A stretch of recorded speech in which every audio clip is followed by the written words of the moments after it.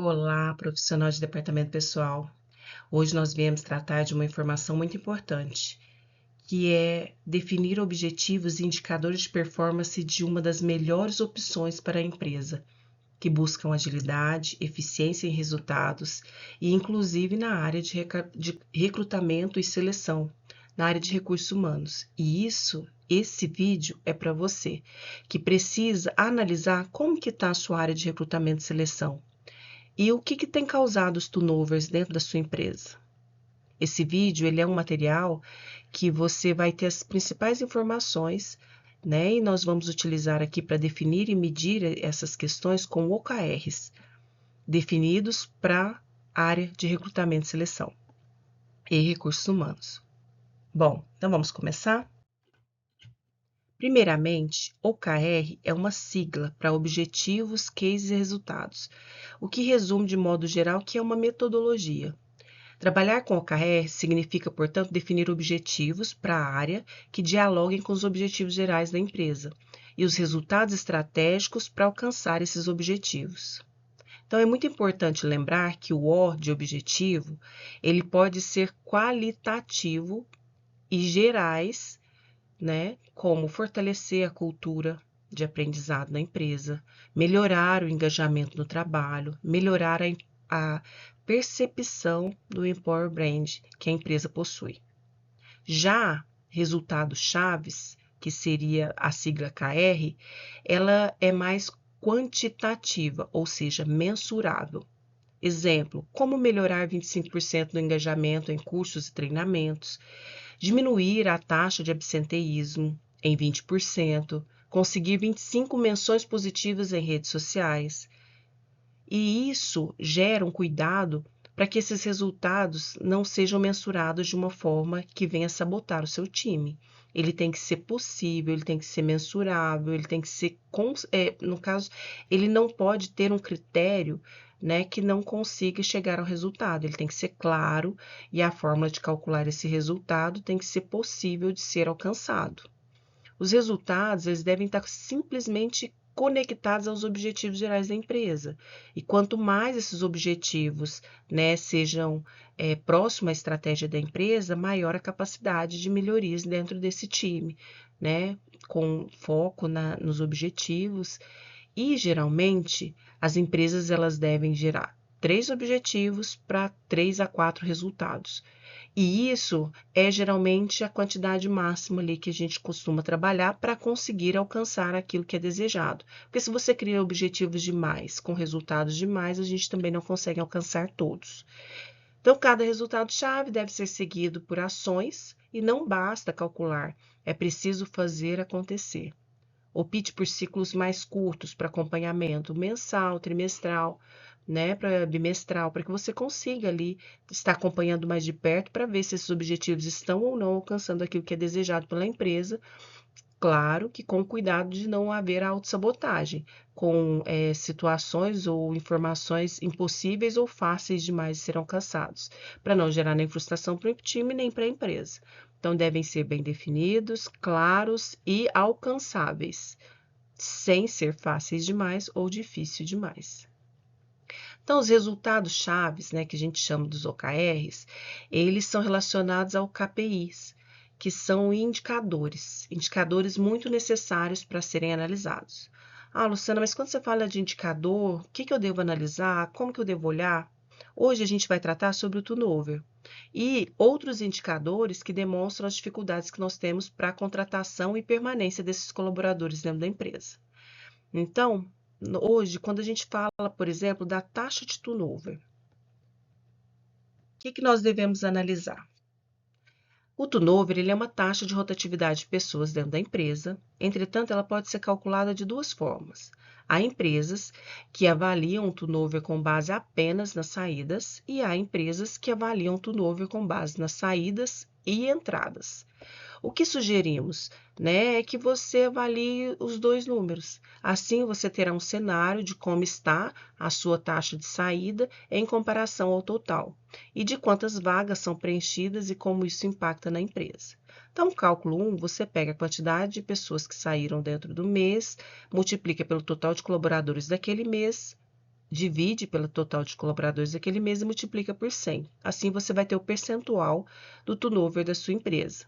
Porém, tem empresas que também praticam utilizar as entradas mais saídas, dividido por 2 vezes o total de colaboradores, vezes o percentual, que seria vezes 100, para chegar a um percentual do qual você irá analisar para ter um percentual referente a essas saídas. O que nós deixamos muito importante para vocês? É o que avaliar, o que causa essas saídas, o que analisar para que você possa chegar em uma análise do que tem causado o turnover na empresa. Nós sempre deixamos bem claro de que é muito importante você ter em mente que as informações elas precisam ser claras. E você não pode trabalhar com base em achismo, nós temos que trabalhar com base em informações. Então, uma vez que eu tenho que trabalhar com base em informações, eu não posso, de forma alguma, trabalhar com, eu acho que seja o perfil comportamental da empresa que não esteja adequado e por isso as pessoas não estão ficando. É um dos critérios? Sim, é um dos. Quando a gente fala em recrutamento e seleção, a gente tem a questão do alinhamento incorreto da vaga, perfil comportamental inadequado, que aí ele impacta na expectativa diferente da realidade, baixa adaptação à função operacional, e acaba tendo aí como um exemplo prático como a promessa de uma função menos exigente do que na prática, pessoa com perfil muito analítico com uma função altamente operacional. A liderança, ela tem uma gestão despreparada, falta de acompanhamento inicial, desmotivação e conflito, sensação de abandono, supervisão sem habilidade de feedback, colaborador inicia e não recebe orientações. Isso tudo, gente, gera a não permanência daquele colaborador. Vamos supor o recrutamento e seleção. Eu pego um perfil de uma pessoa para a área de departamento pessoal. A pessoa vai trabalhar com folha de pagamento. Eu pego uma pessoa extremamente comunicativa. Ela não vai conseguir fazer todas as entregas da forma que nós necessitamos. Porque uma pessoa, para trabalhar com folha de pagamento, ela tem que ser completamente analítica. Ela tem que ser uma pessoa focada. Se eu pego uma pessoa comunicativa, que tem todo aquele ato de falar, de conversar, de convencer, o serviço não vai sair. A pessoa vai ter dificuldade nas suas entregas. E vai ter cobrança e assim vai causar desmotivação dessa pessoa. E aí, ao mesmo tempo, eu pego um gestor despreparado que ele não sabe dar um feedback para a pessoa. Olha, eu preciso que as suas entregas ocorram até tal data. Você precisa me entregar esse coisa. Só que eu tenho percebido que você tem dificuldade em parar na sua mesa. E isso pode causar a maioria do prazo, do atendimento do prazo. Caso seja necessário que você saia, ok, a empresa entende. Porém, isso não pode ultrapassar de 15 minutos, certo? Para que a pessoa entenda que tem alguém olhando, que tem alguém dando feedback. Mas da mesma forma também, a pessoa tem que agir com humanidade, porque a pessoa às vezes precisa sair. Eu não posso proibir uma pessoa de ir ao banheiro. Eu não posso proibir uma pessoa de beber água. Então a gente tem que ter todo esse cuidado. Até mesmo porque a pessoa ela tem suas necessidades básicas. E aí também a gente tem que ver na falta de acompanhamento inicial. Eu venho, coloco um colaborador para exercer uma função e não digo como fazer. Eu jogo a pessoa lá, uma pessoa em um dia vai lá, anda com ela na empresa toda, mostra para ela tudo que ela tem que fazer. Ela não tem um papel onde informa o processo, ela não tem a informação ou alguém para tirar dúvida. Ela pega aquele papel, ela olha, ela não sabe, não entendeu direito, não sabe para quem perguntar, e aí ela fica perdida. Porque ela não teve um acompanhamento, ela não teve. O colaborador, ele não recebe nenhum tipo de orientação. Ele é colocado lá, senta aqui, aqui vai ser seu local e sua atividade é essa. A pessoa fica perdida. Integração, onboard, é a ausência de um programa estruturado. A pessoa, quando ela entra na empresa, não é só a parte de recrutamento e seleção, olha, você vai receber tanto, o dia de pagamento de adiantamento é esse, os benefícios são esses, você vai pegar tal documento, tal dia, em tal lugar. Mas e o do local de trabalho? E a integração junto com as pessoas que ali estão no setor? E a integração de a quem eu pergunto, para quem eu respondo, para quem tem todas essas questões. E isso, esse acompanhamento não é só no dia da admissão, é 30, 60 e 90 dias, também com feedbacks claros para a pessoa de como que ela está sendo, como que ela está trabalhando, né? É a explicação de como que são as regras dentro da empresa, como são as regras dentro do setor, o que que ela pode ou não pode fazer, qual é a data prevista para as entregas, e não somente cobrança. Outra coisa que a gente tem também é remuneração e benefícios. Nós temos que ter um salário competitivo. Tem muitas empresas que migram para outras por causa de R$ 150. Porque R$ 150 pode fazer uma diferença muito grande entre uma empresa e outra. Mas para aquele funcionário vale a pena ir por R$ 150. E muitas vezes é por não ter um local bom de se trabalhar. Ou porque R$ 150 faz diferença para aquela pessoa. Às vezes é mãe de família, às vezes tem uma vida que mais arregada ou menos, e assim ela precisa desse valor. Benefícios pouco atrativos, perda de a empresa pouco estruturada, ausência de um vale alimentação competitivo, uma cesta básica, é tudo. Então, as condições de trabalho, a pessoa trabalha debaixo de um sol muito quente, não tem uma água gelada para que ela possa tomar, não tem um local adequado para que ela possa fazer os intervalos de refeição, não tem, a pessoa trabalha direto, sem parar, de domingo a domingo. Dinheiro é bom, mas ele tem um tempo. A partir do momento que ultrapassa e aquilo começa a trazer outros problemas para a pessoa, não tem valor. E aí essa jornada rígida causa insatisfação, causa desgaste físico, trabalho braçal, principalmente em ambiente externo, né? Pouca flexibilidade dos horários, clima organizacional, falta de reconhecimento, falta de alguém olhar e falar muito obrigado. Isso acaba com a motivação da pessoa. Uma cultura desalinhada, com desengajamento, a pessoa tá lá uma coisa escrita, linda, maravilhosa, mas quando você chega, não tem nada daquilo que está escrito. Geralmente a gente conhece a cultura da empresa pela forma que as pessoas falam, pela forma que as pessoas reagem, né? Ou seja, pelas promoções que são realizadas, o que que é realmente válido. Então a gente tem que tomar esse cuidado, porque a cultura não é o que está escrito, é o que se vê, é o que se vivencia. É como se você estivesse na sua casa. São as suas regras, são seus padrões, são seus valores, são as suas crenças. É isso que é passado para esse funcionário, né? Então a empresa é uma casa, é aquele local onde a pessoa vai trabalhar todos os dias, e ele tem que ser bom. E o crescimento e carreira, falta de perspectiva, principalmente a geração Z, ela busca muito por crescimento, por almejar algo melhor. Ela não pensa só no dinheiro, ela pensa naquilo que ela vai ser bom para ela. Então a busca de oportunidades externas, né, a ausência de um plano de carreira ou algo que aquela pessoa possa almejar. E a gestão estratégica, né? A falta de indicadores e não somente a percepção de achar que deve ser, né? E aí, não tendo um diagnóstico real, como eu comentei com vocês. E isso causa determinadas situações em que a pessoa ela pode ficar sem um sentido real do que analisar e do que olhar. Então, baseado nessa dimensão que eu informei para vocês, a gente faz um diagnóstico estruturado, identifica uma causa raiz, estrutura, fortalece o onboarding, o recrutamento e seleção e desenvolve a liderança e implanta indicadores para estar acompanhando sempre, de uma forma que isso possa trazer benefícios para a empresa.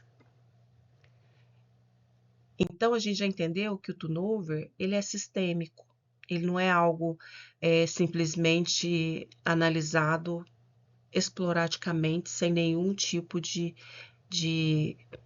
alinhamento dentro das estratégias da empresa. E como que isso impacta na empresa? Funcionários, gente, o engajamento cai. Aqui na Gallup, de 2024 a 2025, no levantamento que eles fizeram, eles identificaram que caiu em 2% o engajamento dos funcionários. O engajamento com a liderança caiu um pouco mais. Gestoras mulheres, então, teve uma queda de menos 7%.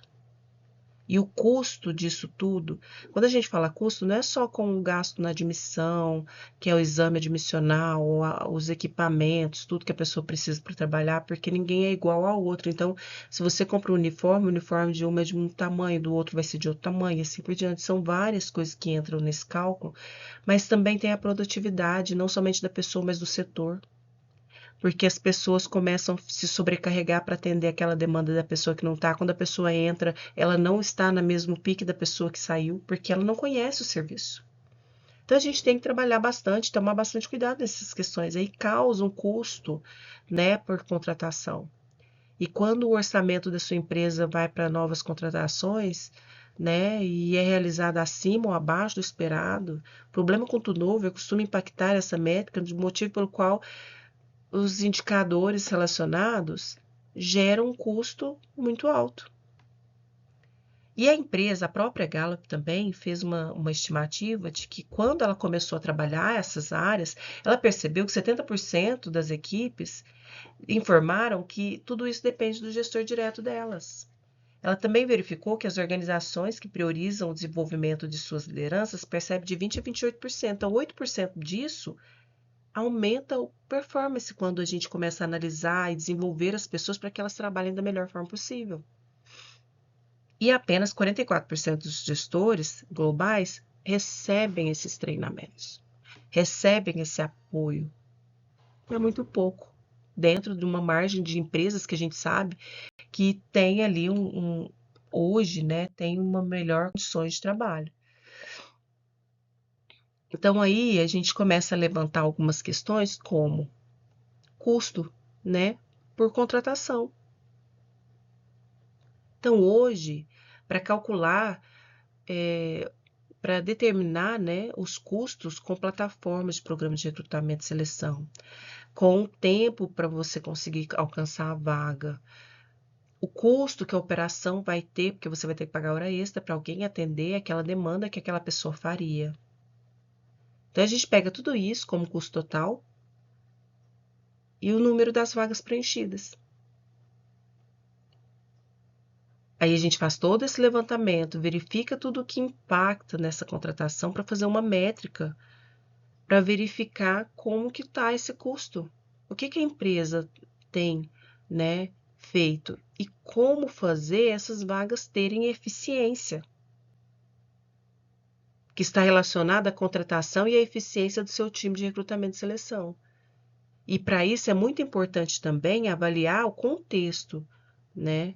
O benchmark da empresa, se essa empresa é atrativa, se não é, ver como que está o mercado, se a área, né, tá de acordo com aquilo que a sua empresa também oferece, né, identificar as oportunidades que atraem novos talentos. Isso é muito importante. E isso traz também as informações de como que está ali o percentual, se você está diminuindo, se você está aumentando. E quando você começa a fazer esses cálculos, você vê se tudo aquilo que você está fazendo dentro da empresa está trazendo algum resultado, se está diminuindo ou se está aumentando, e isso é muito importante para você. Então, esses são os cálculos que eu, Luciana, faria para verificar se está chegando ali naquela questão que nós precisamos, que seria a aderência na contratação. Se as pessoas, né, que estão sendo contratadas estão permanecendo na empresa. E aí também avalia, né, o período dessa avaliação para rever as estratégias de retenção, de onboard, de engajamento no dia a dia. E aí a gente faz esse cálculo, né, dimensionando ali entre as pessoas contratadas no período para verificar se está tendo realmente essa quantidade, se as pessoas realmente estão ficando e analisando ali como que está esse cenário, se está melhorando ou não, com base no turnover que a empresa estava inicialmente. Isso seriam as minhas métricas iniciais para estar validando ali se tudo que está sendo feito está melhorando. Quando você dentro dessa área, dentro do que a gente pode falar sobre recrutamento, de admissão de pessoas, de colaboradores, até de retenção, de treinamento, o desenvolvimento e engajamento desses talentos, nós temos aqui algumas questões básicas.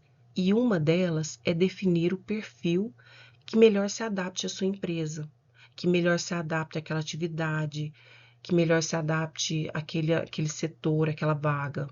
De uma forma reduzida, né, definir esse perfil, que significa traçar um perfil ideal desse profissional, né, que a empresa deseja contratar.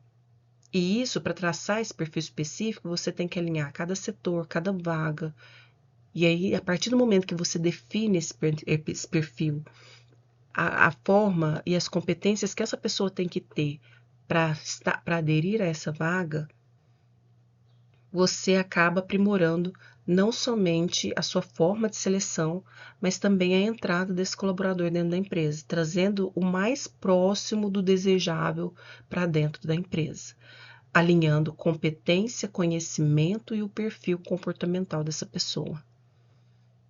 Outra coisa que nós temos que investir muito é no banco de talentos, não apenas no depósito de currículo. Ele é um espaço para engajar e nutrir e pré-selecionar os talentos mais alinhados com os objetivos estratégicos da sua empresa. E isso é algo assim completamente específico ali. Você pode melhorar os seus processos de recrutamento e seleção e para isso, você precisa estar ali alimentando, criando um local para estar engajando com essas pessoas e, ao mesmo tempo, ter ali meios para que você possa nutrir o seu banco de dados e estar trazendo aquele perfil tão desejado. E divulgar as vagas em diferentes canais. Se você tem uma estratégia de atração, não contempla, né, divulgar vagas nos canais certos, aí o público fica mais difícil, então é provável que esteja perdendo talentos mais alinhados dentro daquele propósito, que é o perfil ideal. Então, a divulgação de vagas deve contemplar diversos canais, como Jobs, como Gup, como várias outras formas de divulgação offline e também online, de forma que você possa estar analisando de vários segmentos. E o trabalho em Power Brand. O que a gente diz? É a marca empregadora. Uma das principais apostas das empresas mais competitivas do mercado, que buscam atrair e reter os melhores profissionais da área, trabalha com o Power Brand para parece mais difícil do que é, mas basicamente é criar uma marca que encante, que atrai esse profissional, né, qualificado, que ele deseje trabalhar nessa empresa. E isso é algo que a gente tem que começar a trabalhar dentro das empresas, para ser atrativo e buscar os melhores profissionais. Difundir a cultura, né, organizacional. Um dos maiores desafios de atração de talentos é garantir que as pessoas encontradas estejam culturalmente alinhadas com a empresa. E isso, o que é alinhado com a cultura da empresa? É alinhado com a crença, com o valor, com a missão, com a visão da empresa, né? Ativamente, a empresa ela tem que agir ativamente de acordo, né, com a cultura que está ali escrita, não pode só estar no papel, né? E essa pessoa que entrar, ela tem que se sentir pertencente a isso. Né? Então, por exemplo, se eu contrato uma pessoa que tem um perfil, que tem um jeito, que não engaja, que não está ali dentro daquilo que a empresa utiliza, você vai perder esse talento dali a uns 3 meses, no máximo. Então, para que garanta esse processo de recrutamento, que seja um espelho da cultura organizacional, apresentando o seu jeito de ser da empresa, né? Então, é necessário entender melhor isso e utilizar isso como processo do negócio, né? Como um todo, trazendo ali um alinhamento dos valores e da cultura da pessoa. Então, é muito importante buscar isso também, dentro do perfil dos que já estão, com os que vão entrar, para ver se alinha com aqueles que já estão ali e se sentem bem valorizados dentro da empresa. E desenvolver um plano de cargos e salários, né, gente? Falar isso parece tão clichê, mas as empresas não têm, né? Quando você fala de um plano de carreira, de cargos e salários, a pessoa vem com uma planilha de remuneração que fala que está de acordo com o mercado. Mas, gente, as perspectivas sobre remuneração e benefícios, né, de um trabalho têm mudado nos últimos anos. Sobretudo com a geração Z, a mais recente entrada no mercado, o salário e progressão de carreira se mantêm fundamentais para atrair esses colaboradores. Portanto, desenvolver um plano de cargos e salários contínuo, sabe, sendo relevante. O profissional sabe como sua carreira irá progredir dentro da organização, ele terá mais interesse na vaga e também permanecer dentro da empresa. E isso é muito importante. Nós precisamos ter essas informações bem claras dentro da empresa para que a pessoa possa utilizar, para que ela possa se sentir pertencente.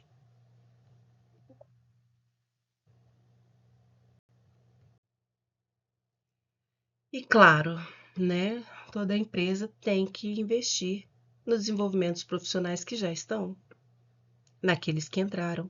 Porque às vezes a pessoa pensa, não, eu tenho que investir em quem já está, porque quem entrou já trouxe mais ou menos dentro daquilo que precisa, mas você precisa integrar, né? Quando a pessoa entra dentro de 30, 60 e 90 dias, você também tem que avaliar o treinamento daquela pessoa. Ela entrou em uma nova empresa, mesmo, vamos supor, eu, departamento pessoal, folha de pagamento, mesmo que eu entre em uma nova empresa, a legislação é a mesma, mas a forma de fazer de cada uma é diferente. Então, você tem que passar para pagamento, você tem informação de prazo, de como, para quem passa, como que funciona o processo. O processo de uma empresa para outra ela é diferente. Então, é muito importante, né, fazer esse desenvolvimento com o profissional dentro da empresa, por meio de uma educação corporativa, né, que é um grande chamariz ali para poder chamar a pessoa para dentro da sua empresa, investir no desenvolvimento profissional dentro do processo de próprio recrutamento, né? E apresentar a cultura, o aprendizado contínuo, o quanto a empresa valoriza isso, quais são os programas de treinamento e desenvolvimento que a empresa oferece, para caso a pessoa tenha alguma dificuldade em alguma coisa, ela possa aproveitar. Então tem todo esse processo, sabe? E, claro, oferecer benefícios, né? Bem estruturados, pensados na sua candidatura, né? Naquele perfil, porque você pega, traça ali um perfil maravilhoso, 100%. Entra dentro da sua empresa, não tem um benefício, não tem um salário atrativo, não tem um cargos e salários, não tem nada, a pessoa não vai ficar. Então, verificar ali os melhores talentos, escolham a sua empresa para trabalhar, para que aqueles benefícios sejam atrativos e o chamado chamariz, né? Nós precisamos ter algo que as pessoas que estão ali dentro realmente considerem como bom. E, né, humanizar todo o processo. Muitas vezes a gente pega, utiliza sistemas para poder estar traindo, né, o melhor perfil, a melhor, mas ali depois precisa ali ter um tato humano, né? Um processo de recrutamento e seleção de pessoas não pode ser estruturado pensando apenas no processo da empresa. Na verdade, a pessoa candidata ela precisa estar sempre em primeiro lugar. Isso significa montar um processo de atração e recrutamento pensando nas pessoas. Investir em comunicação transparente desde o início, com feedbacks para todas as pessoas candidatas. Além disso, ter um processo seletivo objetivo, bem estruturado, com atendimentos profissionais sobre o que esperar, o que torna esse processo de recrutamento e seleção mais simpático e mais humanizado. Tem pessoas, gente, que chama a pessoa para ir na empresa umas 10 vezes. A pessoa gasta dinheiro que não tem, porque ela está desempregada. Ou ela tem que sair da empresa onde ela está, e aí isso cria um sentimento ruim na pessoa que tem que ficar inventando desculpa para poder não esclarecer o motivo de estar saindo da empresa fora do horário. Então a gente tem que pensar nisso. Hoje em dia nós temos o online, nós temos formas de fazer os testes comportamentais psicológicos da pessoa. Tem todo um processo que é tudo online, dá para fazer isso com tranquilidade. E a gente tem que começar a praticar e utilizar isso, porque trazer uma pessoa para dentro da empresa, fazer um teste que ela pode fazer de dentro da casa dela, sabe? E gastando dinheiro, fazendo todo um processo, às vezes é lá num distrito industrial, que aí a pessoa para poder pagar um táxi é um absurdo. Então vamos ser colaborativos nessas práticas. Todas as ferramentas e práticas que podemos utilizar para poder trazer ali um recrutamento e seleção mais humano, mais prático, né? Sem muita burocracia, com pilares estratégicos mesmo para você trazer aquela melhor pessoa, né? Saber utilizar ali as ferramentas que nós temos ao nosso favor. Bom, pessoal, é isso.